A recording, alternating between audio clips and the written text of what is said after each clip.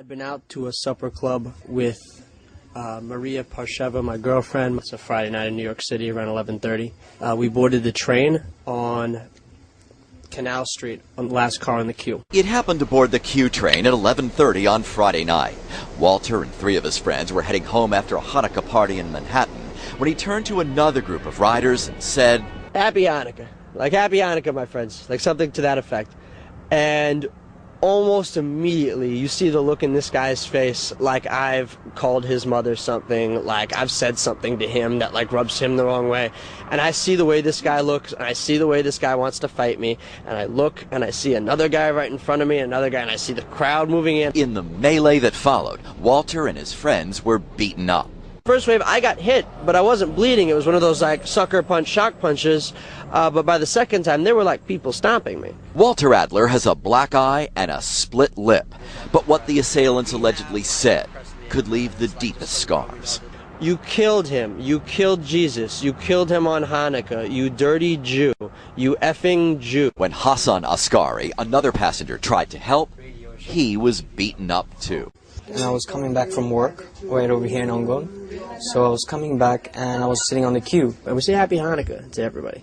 A guy in the back of the train. They got very angry and, very insulted by that actually. Goes, "Hanukkah, that's when the Jews killed Jesus."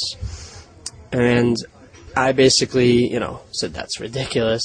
I'm not like, one to start crap with people on the train and on the street, but I'm going to stand up for Hebrew people. The assailants, they were being very loud and rowdy. "Dirty Jew, dirty And they were, at this point, they were getting very confrontational with them. And the poor guy, Walter and the whole group of them, they were trying to defuse it. And basically say, "Yo, we're going to pull these Jews off the train and at decal and beat them on the platform." There were 14 of them total, 6 girls and 8 guys. And they're hitting me in the face. I'm bleeding on the ground. My lid splits open. I'm bleeding. And this random stranger, Hassan Askari, jumps in. I thought one of the assailants came up to one of the girls and he might do something. And that time I grabbed him and I pulled him to the side.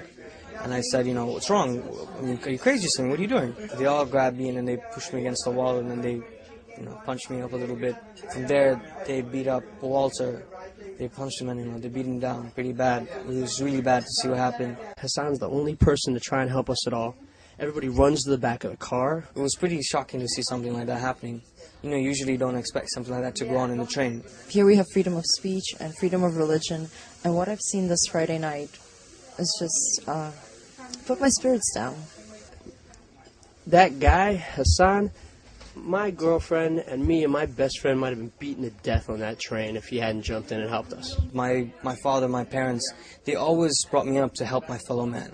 There's no question about whether I did anything special or not. What I did should be the norm for anyone. And in Islam, it teaches you to be, helpful to your fellow man, to be kind, courteous. No one else helped us except Hassan. No one else on the train. A Muslim American saved us when our own people were on the train and didn't do anything, and when everyone else's people were on the train and do anything. Someone who in the media often gets painted as the enemy of Israel and the Jews. This is a Bangladeshi Sunni Muslim. This is someone that jumped in, he knew we were Jews, to help us.